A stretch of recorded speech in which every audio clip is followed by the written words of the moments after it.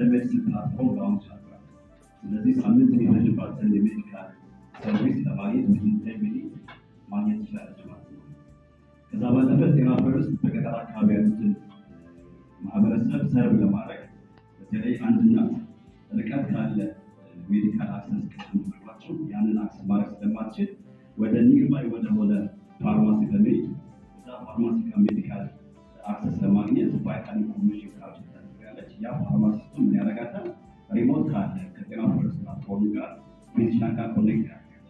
እዛ ፋርማሲ ውስጥ ሕክምና ካገኘች በኋላ ከዛ ከፋርማሲ ውስጥ ሜዲሲን ፐርቼዝ አድርጋ ወደ ኬር ትመለሳለች። ስለዚህ ለትንሽ ስፔሻሊቲ አክሰስ ያላትን ሪሶርስ ከመሸጥ ወይም ደግሞ ያላትን ቤትን ወይም ደግሞ ሊሆን ይችላል ከመሸጥ ሴፍ ትሆናለች ማለት ነው። እንግዲህ ጤና ፈርስት